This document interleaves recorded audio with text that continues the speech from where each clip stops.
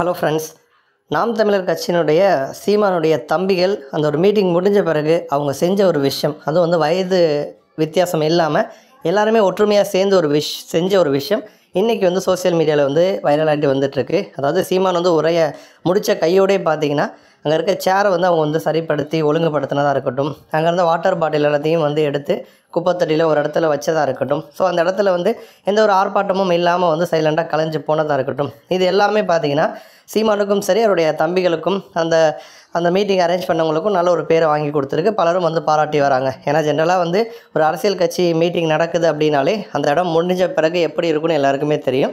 But சீமான் நடத்தக்கூடிய meeting கூட்டம் மற்ற கட்சி தலைவர்கள் அளவுக்கு இல்லை அப்படின்னாலுமே கூட கடந்த வருஷத்தோடு கம்பேர் பண்ணும்போது இந்த வருஷம் காமராஜரை போற்றக்கூடிய அந்த ஒரு மீட்டிங்கில் 2 மடங்கு கூட்டம் அதிகமாக வந்ததாக சொல்லப்படுது நாம் தமிழர் கட்சியினர் தரப்புலேருந்து. அதேமாதிரி அந்த சேர் எல்லாத்தையும் ஒழுங்குபடுத்தினது உண்மையிலே பாராட்ட வேண்டிய ஒரு விஷயமாக இருக்குது. இப்போ இந்த மீட்டிங்கில் பார்த்தீங்கன்னா சீமான் அவர்கள் அவருடைய உரையை முடிக்கும் போது காமராஜர் பற்றி அந்த முடிக்கிற சமயத்தில் சிம்பிளாக சூப்பரான சில விஷயங்கள் சொல்லியிருப்பார். அவர் என்ன பேசினார் அப்படிங்கிறதையும் பார்த்துருவோம்.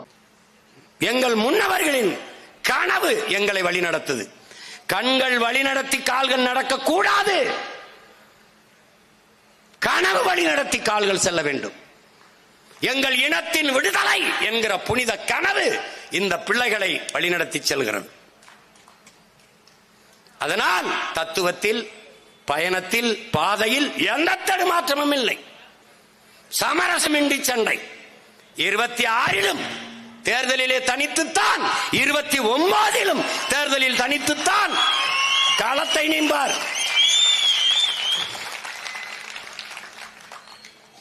சத்தியம் தர்மமே வெல்லுமெனும் சான்றோர் சொல் பொய்யாமங்கிறான் பாட்டன் பாரதி. எனக்கு தான் பாடுறான்.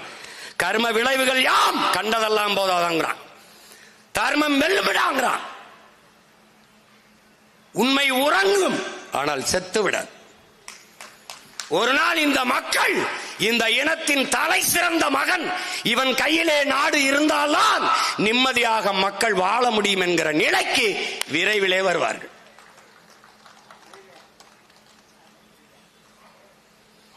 நீங்க பார்க்கதான் போறீங்க.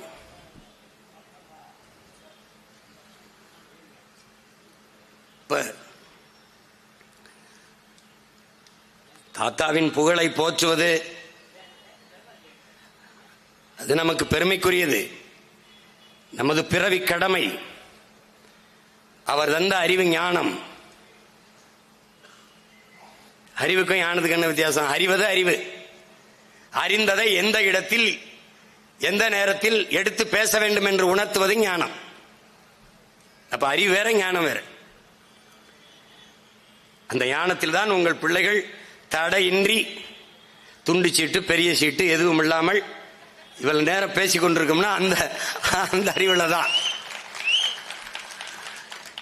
எங்கள் முன்னவர்களின் கனவு எங்களை வழிநடத்துகிறது.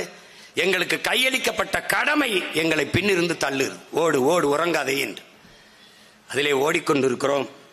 மகத்தான நம்முடைய தாத்தன் பெருந்தலைவன் காமராஜர் என்கிற அந்த கர்ம வீரனின் புகழை போற்றுகிற இந்த நாளில் நாம் எல்லோரும் ஏற்க வேண்டிய உறுதி, அந்த புனித தலைவனின் பாதையில் நடந்து ஒரு தூய நல்ல ஆட்சியை இந்த நிலத்திலே நிறுவி அவனுடைய பேருக்கும் புகழுக்கும் எந்த களங்கமும் இல்லாது சிறந்த ஆட்சியை அவன் பிள்ளைகள் நாம் கொடுப்போம் என்கிற உறுதியை இந்நாளில் ஏற்போம்.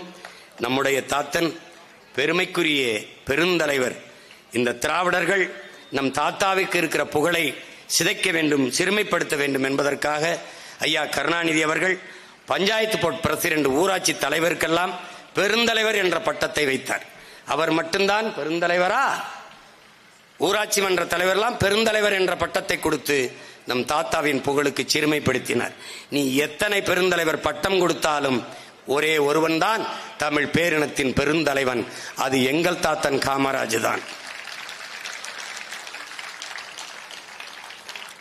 அவன் கற்பித்த கல்வி இந்த தமிழ் சமூகத்தின் மேம்பாட்டிற்கு, உயர்விற்கு பயன்படுத்த வேண்டும் என்று அறிவார்ந்த தமிழ் சமூகத்திலே ஒரு கோரிக்கை வைக்கிறேன். வருங்காலங்களில் ஆழ சிந்தித்து தெரிந்து அறிந்து தெளிந்து நீங்கள் வாக்கு செலுத்த வேண்டும். இந்த நாட்டிற்கு எந்த ஒரு தலைமை சரியானது என்று எங்களை தேர்வு செய்யுங்கள் என்று சொல்லவில்லை. எது சரியோ அதை தேர்வு செய்து முடிவெடுத்து வாக்கு செலுத்துங்கள்.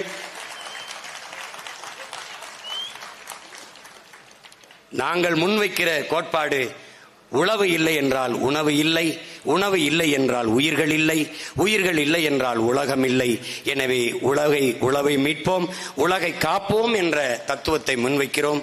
உழவே தலை, சுழன்றும் ஏற்பின்னது உலகம், அதனால் உழந்தும் உழவே தலை என்ற வேதத்தை நம்முடைய மறைமொழியும் நமக்கு கற்பித்து தந்திருக்கிறான். அதுபோல விவசாயி சின்னத்திற்கு நீங்கள் வாக்கு செலுத்தினால் அவனும் வாழ்வான், உங்களையும் வாழ வைப்பான்.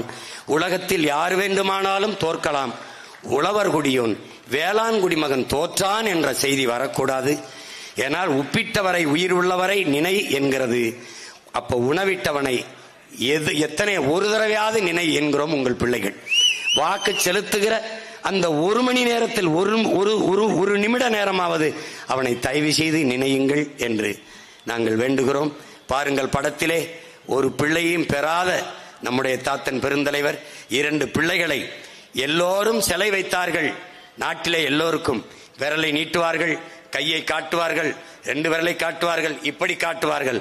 ஒரே ஒரு தலைவன் தான் 2 பிள்ளைகளை கூட்டிக் கொண்டு போய் பள்ளிக்கூடத்துக்கு சேர்க்கிறதுக்கு 2 பிள்ளைகளை கூட்டிக் கொண்டு போவான். திருமணம் செய்து ஒற்றை பிள்ளையும் பெறாதவன் சிலையாக நிற்கும் போதும் பிள்ளைகளை பள்ளிக்கூடத்துக்கு அழைத்துட்டு போறது மாதிரி சிலை அவனுக்கு மட்டும்தான் இருக்கும். அந்த தாத்தனின் செயல்களை சிந்தனையில் ஏற்றி எதிர்கால தமிழ் பிள்ளைகளே ஒரு வலிமை மிக்க வளமையான தமிழ் சமூகத்தை மாற்றி படைக்க இளைய தலைமுறை புரட்சியாளர்களாக எழுந்து வாருங்கள். புரட்சி எப்போதும் வெல்லும். நாளை நமது வெற்றி அதை சொல்லும். நம் இலக்கு ஒன்றுதான், இனத்தின் விடுதலை. இனம் ஒன்றாவோம், இலக்கை வென்றாவோம். நாம் தமிழர். தமிழ்தாய் வாழ்க, தலைவர் பிரபாகரன் வாழ்க.